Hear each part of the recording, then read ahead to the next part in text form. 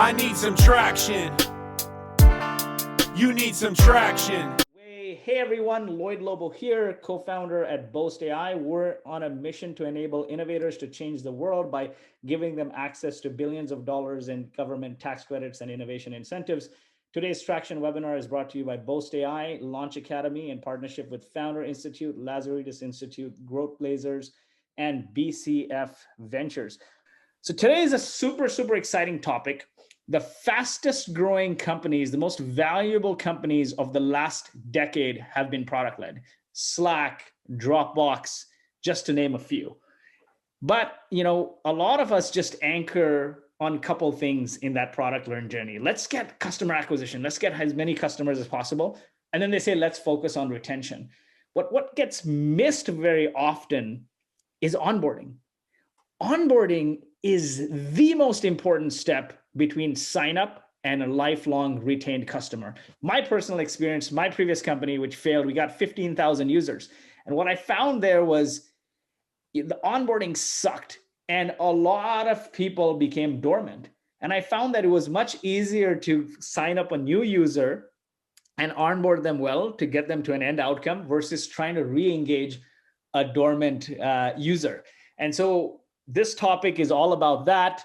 Ramli John, managing director at Product Led and an overall badass expert in all things product led. His recent book on product led onboarding is a bestseller on Amazon already in its category. Ramli, stoked to have you here, man. Thanks for joining us. How are you? I'm doing pretty good, Lloyd. I'm super excited. I see some people already saying hi, and I'm just pumped to just share what I know. Awesome. And this session is going to be a masterclass on product led. You have a great set of slides. So without further ado, Ramli, take it away.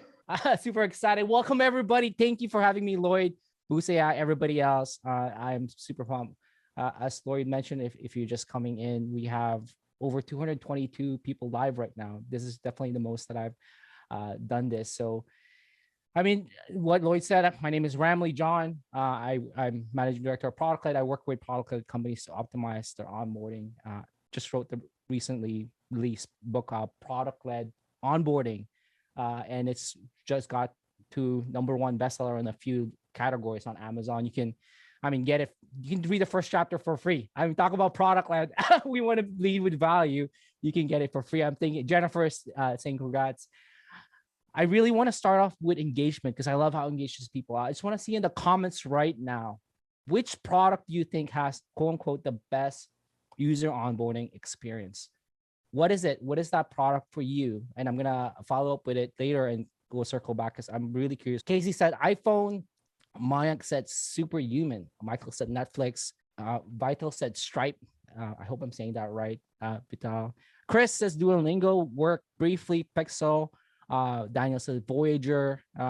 Bamboo HR. Love it. This is a really interesting group here. There's different apps that I've never tried before. Just a brief of what you're going to learn today. First, you're going to see why onboarding is so critical. Lloyd's already led into it. Like this is such a retention lever, and I'm going to show you data on why it is. Often it gets missed by founders and executives, especially they think it's let's just get more users. Second, I'm going to share a simple but powerful process to improve your onboarding. And third is a 6-step process to turn more of your users into lifelong customers. So going back to that app that you said, I'm curious how many of you still use that app today? That app that you thought with a great onboarding experience. Just type 5 in the comments right now if you're still using that tool, Duolingo, Stripe, whatever that is that you thought was a great experience. And if you don't use it anymore, type 0. Type 0 if you're, the onboarding was great, but I'm not using it anymore. Yes. So, the point here is that your company's growth really depends on your first impression. I'm seeing a lot of 5s here because that onboarding experience sets the foundation for a lot of things, particularly for retention. For a lot of you, you're a SaaS founder, even for e-commerce, whatever it is, our business is broken or made in retention. Like the more that we can keep users to keep them coming back, it really is where the magic is. And data backs this. And one of the research done by Profitwell here is that they did a study of over 500 companies from B2B to B2C to e-commerce to SaaS.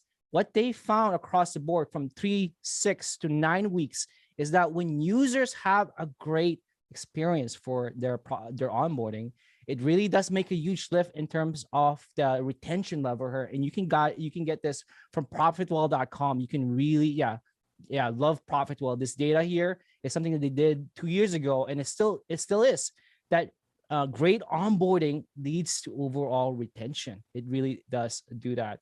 And this is not just an outlier with a few businesses. This is something that HubSpot actually found. There's a study that Dan Wilczak, he used to be the growth person at HubSpot Sidekick. And what he found was just a 15% increase in users coming back in week 1 resulted in a 25% boost in retention after 10 weeks. The whole point of this is that, yes, there was this email or tweet that Lloyd shared out, like bad onboarding will kill you faster than bad marketing. Because if you don't keep those users at the front, they're not going to stick around. And our business is built upon people coming around. 25% lift, just that simple lever. Think about that lever. Like if you improve that week 1 onboarding, and a lot of you are VC backed. Some of you are looking for VC funding. Some of you are bootstrapped. But here's something that David Scott, the general partner at Matrix Partners, he said this. He said this: bad onboarding leads to customers return. He said, in working with hundreds, thousands of SaaS portfolio companies, there are 2 main causes of churn. The first one is failure to successfully onboard the customer. And the second is the loss of the champion for those who drove the purchase. Really, I'm trying to hammer home the point here, and hopefully you're probably here because you already bought in, but some of your executives, some of your teammates, some of your people in your company are not like, hey, who cares about onboarding? I'm going to share this slide after and show them this data and really like drive home this point that failure to successfully onboard users will lead to churn. It really does. I like to think of user onboarding as setting the foundation for users to love or leave your app for good. I think of it like a party. How many of you have been to a party? Hopefully not recently with the lockdown, but as things are starting to open up, you're starting to go to parties. Onboarding is like that. When you have a great experience, when the host invites you, sets expectation, Ramli or Lloyd, it's a casual party. Bring your own meat, bring your own beer. And then you come in and I welcome Lloyd and I show him around. Here's where the barbecue is. Here's where the toilet is. Here's where you can sing karaoke if you like to sing karaoke. They're going to stick around. But imagine if somebody comes to your party and you don't show them around. You ignore them. You don't set that foundation. Really what happens is they're going to feel snubbed. They're going to feel like they don't love me. So they're probably not going to come back, and they're not going to share people around. And this is what it really is all about. And the problem is a lot of apps is they ignore it. Like I said, I keep going back to often.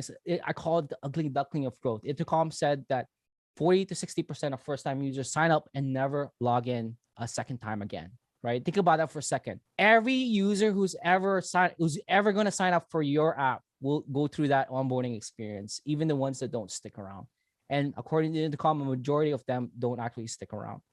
If you're in B2C, I'm not sure how many of you are mobile app, but you have it even worse. Consumer mobile apps have worse. Like within the first 1 day, 90 to 95% of the users actually don't come back. So big problem with this.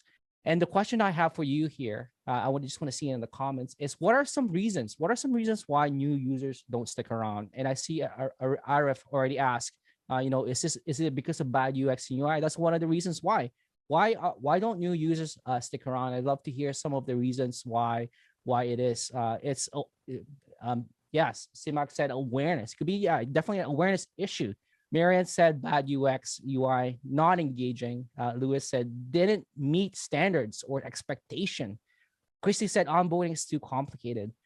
The part of the app, and Daniel said they don't discover the part of the app that offers them the most value. Jardo says stale content. I love this. Thank you. Thank you so much for responding here. Not realizing the value prop, not sure about the problem the product is intended to solve. Extra fees for necessary tools. All of this are great answers. But for me, if I look at from the user standpoint, I love this quote from Scott Belsky, the chief product officer at Adobe. And let me know if this resonates with you because it's often true. He said that in the first 15 seconds, every new experience of every new experience, people are lazy, vain, and selfish. Think about that for a second. Think about the last time you signed up for an app. What was the things that are going through your mind? What the heck is this? What are other things? What's in it for me? How is this gonna make me look good? Why is this so hard? Why are you making me go through why are you making me verify my email? I don't know what the heck this is. All of those things, your users in the first 15 seconds are skeptical, especially in a product-led world. If you have a free trial of freemium, it's easy for them to just leave. They don't have the patience. People don't have the patience. They don't have it. And they really do care about themselves, the number one. And Lucas made up a good point. Why are you making me sign up for this? Why are you making all this notification or credit card? All of this really does affect it. And if I had to sum it up into one point, user onboarding is really a race against time. And some people already said it above that we are trying to show the value of the product as quickly as possible. And really, if we don't connect them to the value of the product within, it could be a few minutes or it could be a few weeks, 1 week, whatever, how many days it takes for people to see that. Every minute, every hour counts. It's like it really is super, super critical. And that's the concept called TTV. Time to value is the time it takes for users to experience the value of your product. And really the name of the game now, and the short form for this, if you're aware of it, it's TTV, which is time to value, is we want to minimize that time to value as short as possible for users to stick around. So that's really the name of the game. The reason why most users don't stick around, we make them jump through hoops, and it takes way too long for them to jump to actually experience the value. So the question that we really have, if you want to improve our user onboarding experience, is how do you reduce that time to value? How do you reduce that? There's a simple framework that Wes Bush and I at ProductLed have created that we use with clients like Mixpanel, Ubisoft, even with Microsoft. We taught this framework called the bowling alley framework. If you've ever played bowling before, there's 10 pins at the end, and the whole goal is to knock down all pins. And when you knock down all 10 pins, you get a strike. That's a strike. So the strike at the very end. And in this framework, the onboarding framework, the first strike is when users achieve their desired outcome for the very first time. And then the straight line onboarding now is the minimum number of steps for a user to experience that value. So I'm going to be walking you through the 4 steps we use here at ProductLed to minimize the time to value for our clients. And we do have a free worksheet, once again, being very product-led. Here, I just dropped the link into the comments right now. You can get this. You don't have to provide us your email address. There is no, this is just for us to really help a lot of people. This is 4-step process that we use. So really define your straight line onboarding. So the first step is to identify your user success. And really, I mean, it's really comes back to this question: why are your users signing up for your product? And when somebody asks you that, especially if I ask you that, you're like, Ramli, this is a dumb question. It's obvious. They want to use a tool. They really do want to use a tool. My point with this is often it's not about the tool. It's about what the user is trying to achieve. And I'm just going to break down something that some of you might already be familiar with, but it's this concept that the whole point of onboarding is not about the product.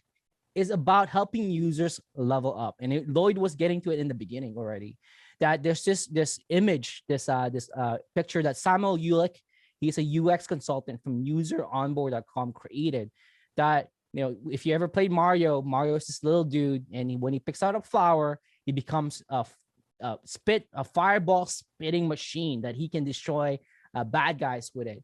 Often as product, as growth, as entrepreneurs, as founders, as customer success folks, we get so hyped up about the product, all the futures, and really what we need to be focusing on is the leveled up user.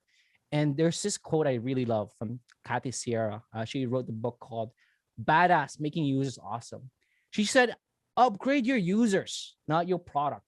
Don't build better cameras, build better photographers. And I love that, because look at the latest ads from iPhone or the latest camera, 5 megapixels, and the Wizzy was, and all these features, all of that. What is the so what of that?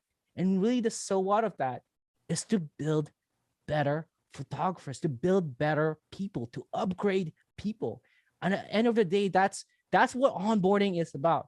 And I want to take this whole point home with this quote, this idea that I want to share with you. That user onboarding isn't just an act of product adoption, but a life transformation.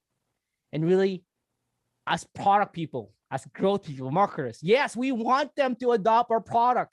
Yes, we want them to use our features. Yes, we want them to learn how to use our tool. But at the end of the day, really is onboarding is just a means to life transformation. It really is. I want to share just a simple thing about this. Three ways that our products upgraded. Often we only think about it in one way. And as you think about this, I want you to, as I share this 3 ways that product upgrades users, I want you to start thinking about how your product is upgrading users in these 3 aspects. Because I'm going to ask in the end to type in the comments, how are you upgrading your users with your product? So ready? So the first way is the easy one. It's called the functional upgrade. The functional upgrade is the desired outcome that users want to get done. And this is quote from Theodore Levitt, Harvard School business professor. He said, people don't want a 1/4 inch drill. They actually want a 1/4 inch hole to hang a picture frame from. And really, like, it's so easy to get caught up with selling a drill. Oh, it can drill 5,000 RPMs and it can make many, many holes. Like, is that what people really want? What they want is to upgrade their life so they can have picture frame. And even further, maybe they're trying to impress their in-laws. Maybe they're trying to impress their boss. Maybe they're trying to put up the picture to remind them of happy days. What is that functional upgrade? What is that desired outcome? And Darren said, we empower users to make integration problems disappear. All right, you're getting ahead of it there. So the question I'm going to ask you, and you're going to type it in the comments later, is what is that desired outcome that users are trying to get done with your product? That's the first way. Often when we think about why are people signing up, we jump at functional upgrade. But there's 2 other ones that are super important because we are human beings. The second one is an emotional upgrade. An emotional upgrade is how customers want to feel after realizing the product, the value of your product. We are emotional beings. People don't realize that. And there's this book, Irrational Rationality, where he said, people don't buy with their rational brain. They buy with their emotions. And often we get caught up with the rational stuff when really we need to be hammering home the emotion after users achieve that. There's this quote from Walt Disney that, hey, they're not selling entertainment. They are not selling theme parks. They're not selling movies. They are selling happiness here. And really the point here is that, hey, what is that emotion or emotion that the users are trying to feel or avoid feeling as a result of your product? Once again, I'm going to ask you that very shortly in a few slides, exactly how you're doing that with your product. The third way here is the social upgrade. And I love this because we are social creatures. We are social beings. It doesn't matter if you're B2B or B2C. People think, oh, we're a B2B enterprise and social upgrade doesn't matter. How they're perceived by the boss is important as the functional upgrade.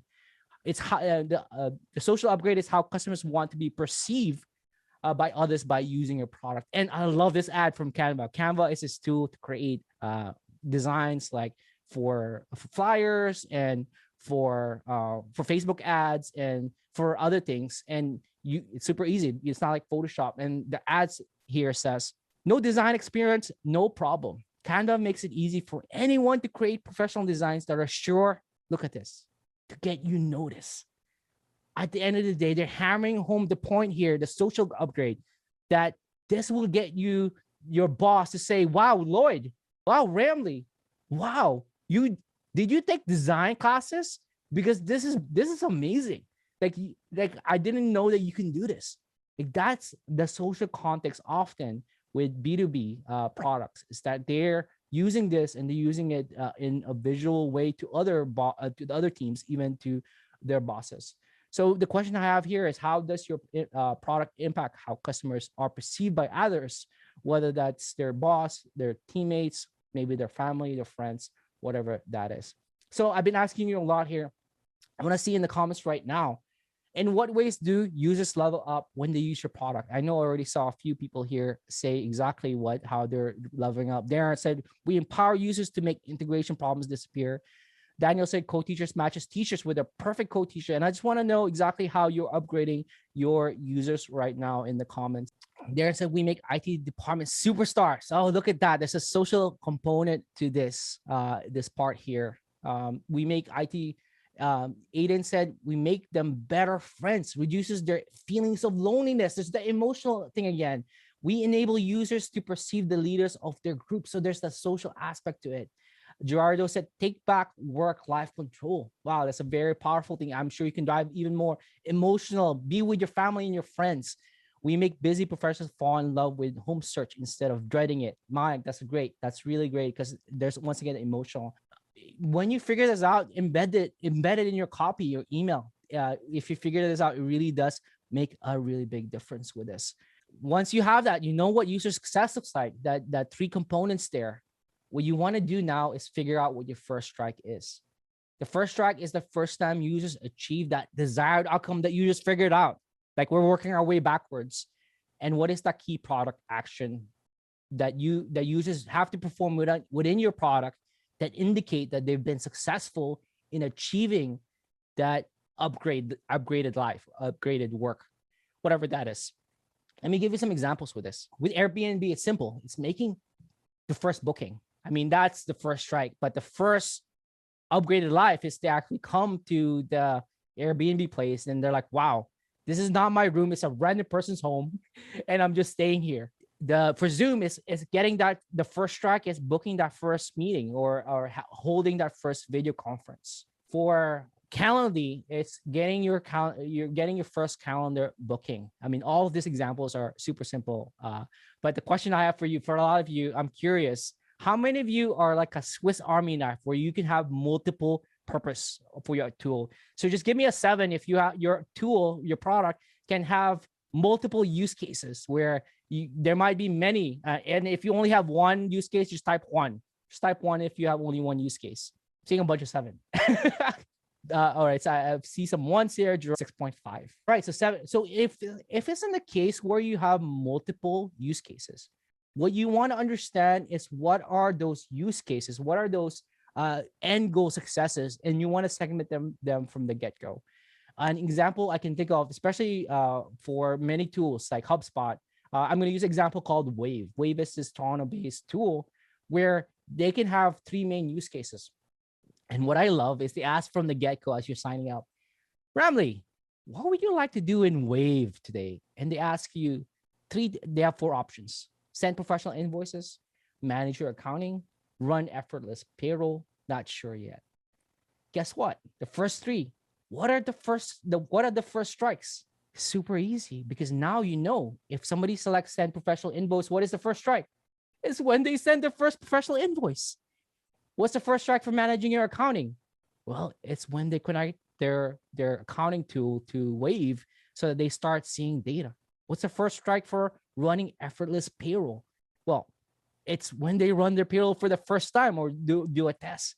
My point here is, hey, if you have multiple use cases, eventually you'd want to identify the top 3 and really segment based on that. Now you know what, and they're telling you what success looks like for them. So then you just drive them to that end goal. Really is. Hopefully that's helpful. I really love Wave. They're also a Canadian-based company as well. So the question now I have for you is, what is the first strike for your product? And if you have multiple first strike, what is one first strike for your product? And I love to just see it in the comments. First booking, Eric. Yes, I love it. That was quick, Eric. Anybody else would want to share the first strike for your product? What is that first? Gerardo said first gig. So first gig booked. John said send a Koya based on location. Yakov said first new connection. Darren said integrate to disparate systems. Robert said send a message. Lucas said first grocery offer. Carlos said moves app. First email campaign said Gerardo. Dan, they do their flock survey and download their report. Love all this. Thank you. That's the first step. I mean, I spent a good chunk of my time there. The reason why is if we don't get that right, then the rest will be going to the wrong direction. Like imagine if me and Lloyd were going on a road trip, but we didn't know where we're going. How successful will we be to getting to our destination? I mean, very, very unlikely. What you want to do, spend some time, talk to your customers, send some surveys. You really want to know what success looks like for them. Because once you know that, now comes how do we get them there as quickly as possible to stick around. So once you have that, you want to map out the user journey to that end goal, that first strike, the minimum number. So what you want to do is actually go and write down every single step from the first touch point with your brand to the moment the user gets that first strike. And what I like to do is use sticky notes. If you're in person right now, every field, every button click, every page, use a sticky note. That's what it represents. This is just a sample onboarding flow. And quickly you'll realize, wow, there's a lot of steps that users have to go to get there.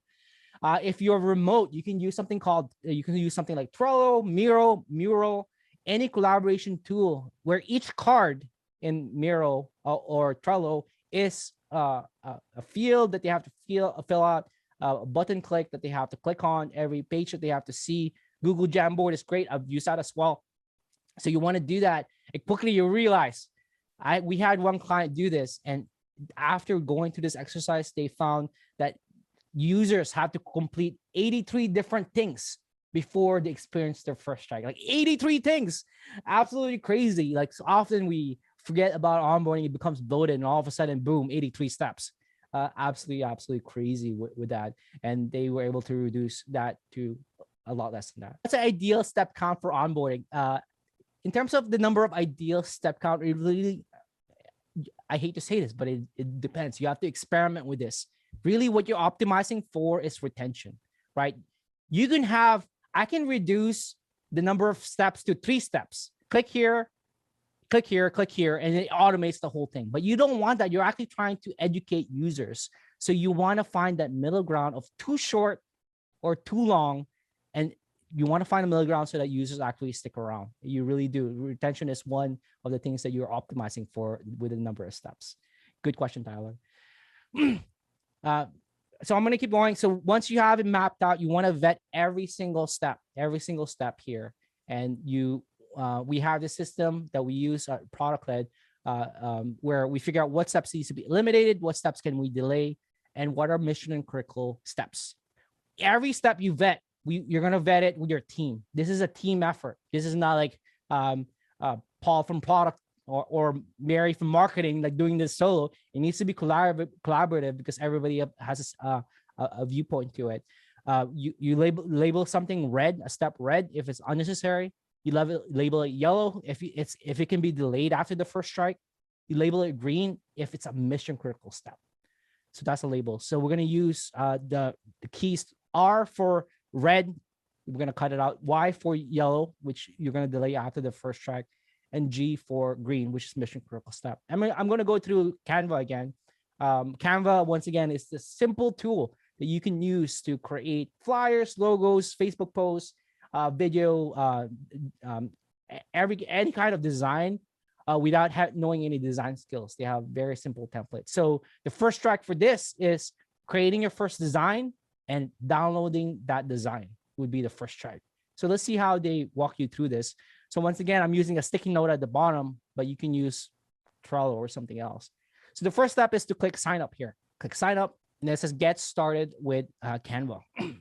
So I tend not to connect my Google or Facebook to any app because I care about my privacy. But it's always a good option to one-click sign up with Google or Facebook. I'm going to click on sign up with email.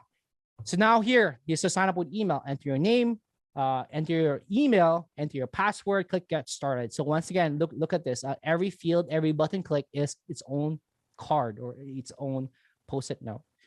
So here comes the first question. Here's the first question here. So look at this. It says here, what will you be using Canva for?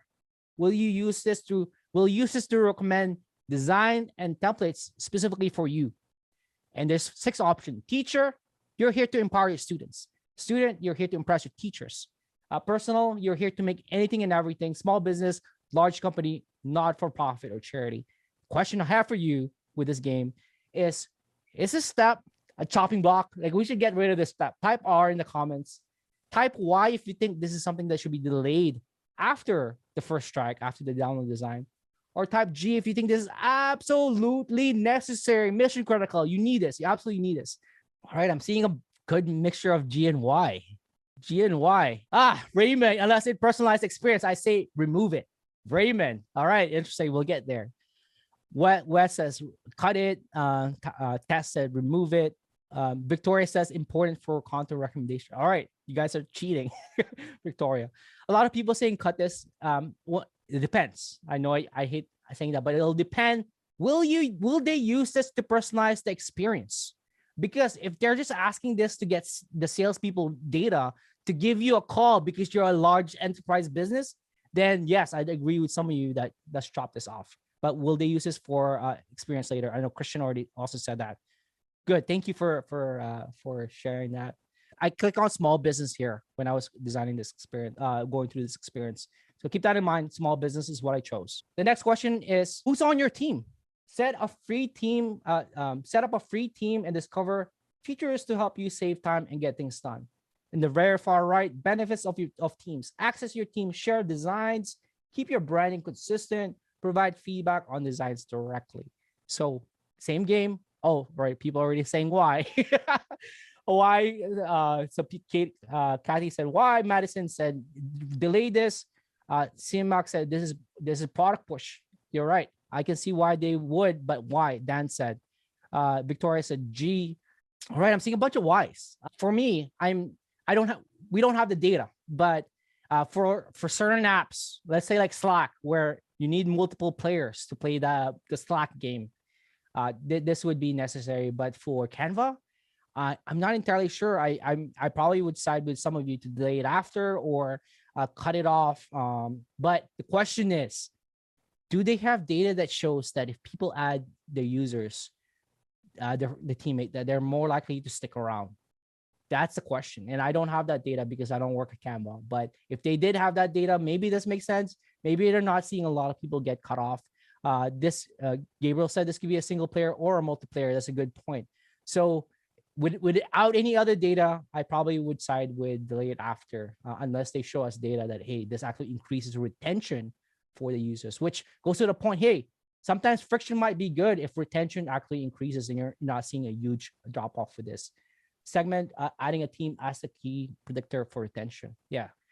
One thing I do love about this is, hey, if you're going to ask users to do something that's hard or that's kind of annoying, at least tell them why.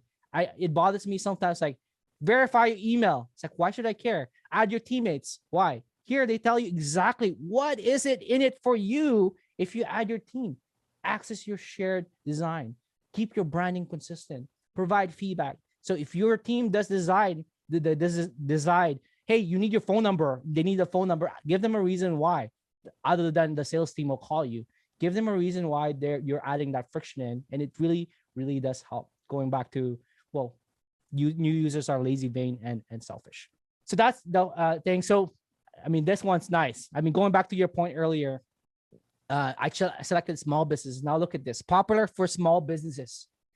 It used my information to suggest content. I believe it was Victoria who said that if they're going to use this to personalize experience, yes, keep it, because look at this. It reduces my time. One of the most annoying things that you can do to users is give them too many options. There's this concept called Hick's Law. Hick's Law is their psychology principle, where if you give them more options, it's going to take them longer to make a decision, and it'll make them likely to bounce out. So with this, I love this. Like, I love it. There's this other book called Don't Make Me Think by Steve Krug. It's like this classic book from 20 years ago, where really the point is, anytime you make your users think harder is not a good UX user experience. So by removing that option and showing me only 5 things here, based on my suggestion, it really does help. I'm gonna move on. There's a few comments here from Heather. Setup for later might be a good addition. I doubt whoever's logging in for the first time wants to set everything up. I totally agree. You might want to do the skip for later. So let me finish experience with Canva. So now come product tours. I know some people love product tours, some people absolutely hate it. So let's just go through Canva's product tour. It says step 1 out of 4, choose a template. Drag a template onto the Canva to get started. Editing, step 2 out of 4. To edit a document, click on it. A toolbar will appear above. Next, add your own photos. Step 3 out of 4. Open the upload tab, add it here. Step 4 out of 4, download the share to social media order or professional prints and more. Question, come on, this is a game again. Red, yellow, or green? Should they keep this product tour? Should they chop it off? Should they delete it after the first strike, which doesn't make sense? What are your thoughts? But super curious what the data shows. Madison, yeah, same. Yakov says G. John says G. Nick says data says user needs help on the first go. Michael, love it. Depends on if it improves conversion. Hannah says GGG. CMAX said probably obvious for most users. Sylvia says why? Once again, my answer is it depends. It depends on, I know, like Ramli, come on, give us the answer. It depends on who your users are. Some users love product tours, right? An example I can think of is buying furniture from IKEA. Like whenever my wife and I, Joanna, buy furniture from IKEA, she reads through the whole manual, like word for word, double time. And I'm like, what are you doing? But there are some people like me. I'll be like, hey, I'm gonna just open the box. I'm gonna jam this leg to this wood thing here. And really the point is some users love product tours and some users absolutely hate it. Based on my experience and data, if you're catering to developers hate product tours, absolutely hate it. They will hate on you for days, right? But then if your users are ones that are not tech savvy, then maybe they need that touch, that hand touch. But I would suggest a good practice I'm trying to suggest to folks is ask users, do you want a product tour right from the get-go? Because that really gives them the power on their hand. Raymond says this is for masses and people don't use design programs often. In a user test, I would imagine most. Yeah, that's a good point. Like going back, we don't have data, and you might be totally right. Like they might need this hand holding with this, Raymond. So just to that point, depends on your users. You really do find out, but give them the option. Just ask them straight up, hey, do you want a product tour or not? This is the last step. You download it. And the very last step here is save time by scheduling your posts. So you finally download it, you've achieved your first strike, and save time by scheduling your posts. So the question here is this a G, is this a Y, or is this an R? And this is the last one for this game. Let me know what you think in the comments, what you think, if this is something that they should keep, if this is something that they should chop off, or is this something that they would delay after the first strike? Well, it's already after the first strike. So what is the first strike? What's after the first strike? I'm not sure. It's already after the first strike, so cut it off. Yeah, Madison. I love some of the response. It helps you to find features that they might not have known about. Totally agree. I mean, it goes back to my point here. They've just succeeded in something. So this is to Dan's point of view, and I would tend to agree with there without any other data that we have. This is a great prompt for success. First, they tell you success. You've downloaded. You can download it here. Like they are congratulating me, but look at the words here. Imagine I set up an Instagram post. I downloaded an Instagram post template. Save time by scheduling your posts. So it's contextual. It's like what you would do. Hey, you just download Instagram post. Why don't you just upload it directly to Instagram and save time? I really love that because it's like it's natural progression. You just download this, you're gonna upload it to your phone. Why not just do it automatically? So it really does. It really does help kind of guide people. And I know some people say it doesn't feel success focused enough.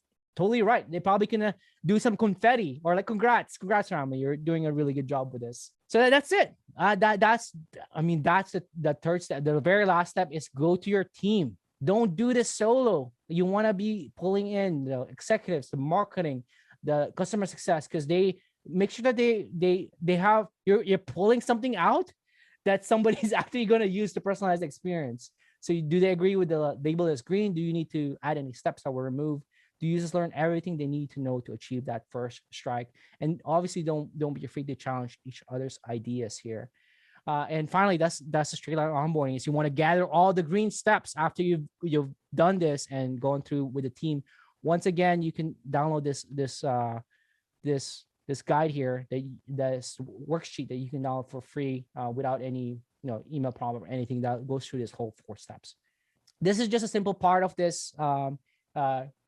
Just a recap: identify your success, map out your user journey, vet every step, develop your straight line. This is just one small thing in improving onboarding. There's multiple things, and there's a 6-step framework that Wes and I have put together, like establishing an onboarding team, understanding your user success, refining your onboarding milestones, evaluating your new user journey, which we just went through, keep new users engaged within and outside your product, and analyze the results and repeat. That's the Eureka framework. I can go on for 12 hours. I can do a 12-hour workshop on this for sure, but we have limited time here. So, I mean, you can definitely, the cheapest thing you can do is $2 on Kindle, which is not much. $10 for a book. You can go to onboardingbook.com, or you can go to Amazon and find that. And that's pretty much a wrap. If you have any questions, I'm happy to answer them. If you have questions after this, my email is ramli@productled.com. Follow me on Twitter. My DMs are open. It's at Ramli John. LinkedIn is Ramli John, and I'm happy to answer any questions that you have right now. If you do, I mean, there's already a few questions in the questions tab that I'm going to go through. Awesome. Let's take some of these. So that was fantastic, Ramli. Like, wow. I was engaged. I was hooked. The audience was engaged. The audience was hooked. Thank you so much, man. I already got the book. Let's go through a few questions here. For a job search app, we need to get enough info as soon as they are in. We show them matching jobs. This means many data points to get beforehand. What are your thoughts on optimizing this onboarding where you have to collect lots of data, right? Like even us, you got to integrate the tech stack, financial stack. You got to collect all this information. And sometimes people are like, forget this, right? Like, I'm just going to drop. Because the more you ask, the more you drop. Like when you go to a buffet, for example, you just keep circling. I actually calculated how long does the average person spend time circling a buffet versus waiting for their food in like a set menu or a Michelin star restaurant. So when you're asking lots of information, people start to lose interest and then they like just drop off. How do you optimize for that? Yeah, that's a great question. I mean, a few things that you can use using psychology principle. One of them is the principle of commitment and the principle of commitment and consistency. What you want to do is you have a lot of fields. You want to break that up into multiple pages. The very first page only asks 3 things and make it easy, like your name, your email. Next, the second page is you make it even make it more, 4 or 5 fields. And the very last page is you show 10. And there's data from Conversion Excel where if they say yes to the easy stuff in the get-go, then they're more likely to say yes to the middle stuff and the hard stuff. Take a look at how Shopify does this, because if you sign up for Shopify right now, they break it up into 2 pages. They ask for 14 fields. First page, they ask you for 4 information. The second page, they ask you for 10 things. And they're applying this principle. Like I said, there's data from Conversion Excel. It could lift your completion rate by 30 to 35% just because you apply this. Another principle you can use is something called progressive disclosure. So if you can hide certain fields and only show it if they say yes to something else, that's very, very good. Like once again, Shopify, the sign-up process, they have this field. Are you transitioning from a different tool? What is it? Is it BigCommerce? Once you fill that in, how long have you been using BigCommerce for? That field appears.